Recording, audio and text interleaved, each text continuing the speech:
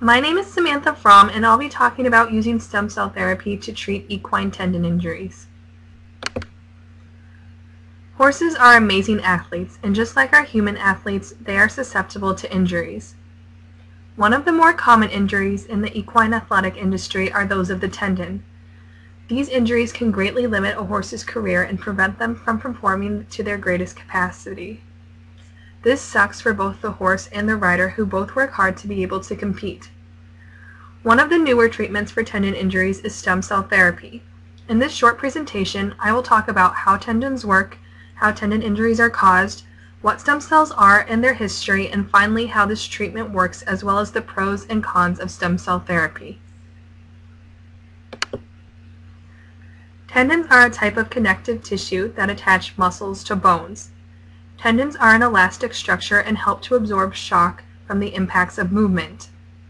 These fibrous structures help to provide support when stress is put on the limb, which is extremely important when the horse is exercising.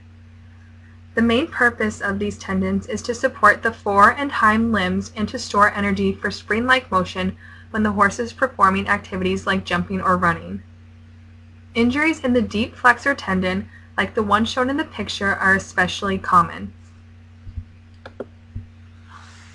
Tendon injuries can be caused from the tendon being overused or from stepping up the level of physical activity too quickly.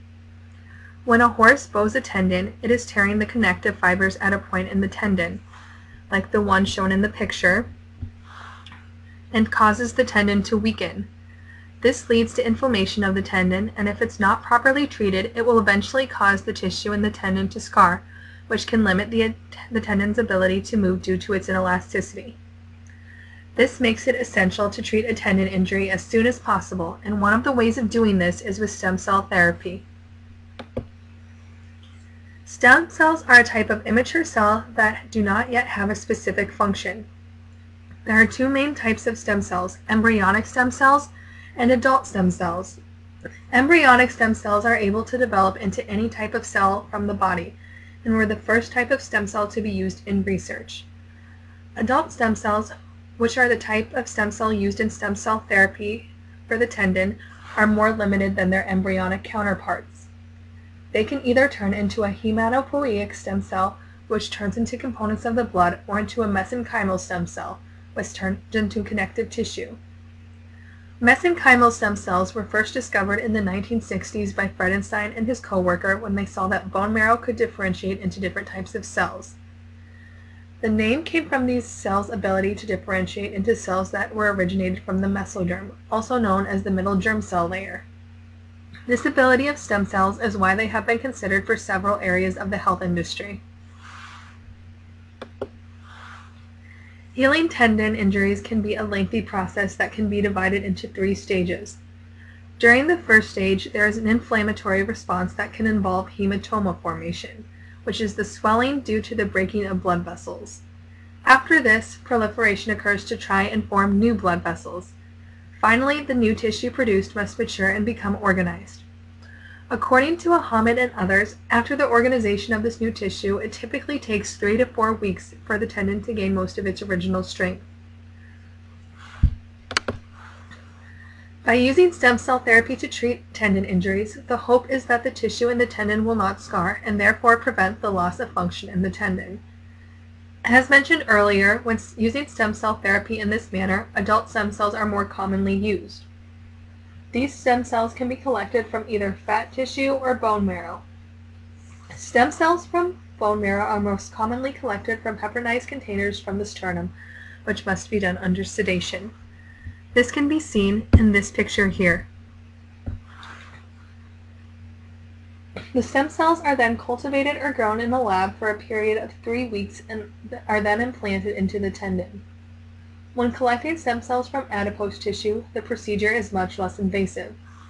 The tissue for this procedure is collected from the horse's tail head, from a small incision approximately 2.5 centimeters in length.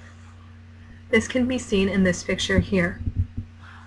Once the cells are collected, they are then processed before they are injected into the site of injury. The use of stem cell therapy to treat tendon injuries has been fairly successful compared to alternative methods. Pros to using stem cell therapy are that when using this treatment, the injury seems to almost completely heal. In the study done by S.A. Reed and E.R. Leahy, they found that horses treated with bone marrow stem cells have appeared to produce higher levels of collagen and have a greater level of organization in their collagen fibers.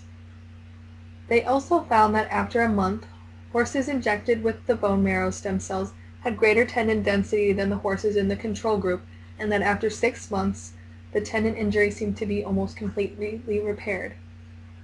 Horses treated with the bone marrow stem cells had repairs that were stiffer but more durable than horses in the control group, though the repair was still not as tough as the normal tissue. This made it so that only 27% of horses treated with bone marrow stem cells re-injured the tendon injury after 2 years of the initial injury, versus 56% of the horses that re-injured the tendon in the control group. Downsides to using stem cell therapy are that it does not reduce the work that comes with tendon injuries and that it can be quite expensive. According to Cotto, the average recovery time is 11 months, and this can cost anywhere from $1,000 to $3,000 per treatment. Another concern with using stem cells to treat tendon injuries is their viability. When stem cells are used, they are taken from their native environment and cultivated before being placed back into the tendon. In a study done by Guest and others, they found that less than 5% of the mesenchymal stem cells survived after 10 days, suggesting that mesenchymal stem cells may not be able to change into tenocytes. Still, the stem cells helped in other ways, such as reducing inflammation. Overall, it is up to the individual and their situation as to whether or not stem cell therapy is the best treatment for their horse. Stem cell therapy, while being beneficial, still needs more research done before it can be more commonly used. Still, this technique has a lot of promise for the future.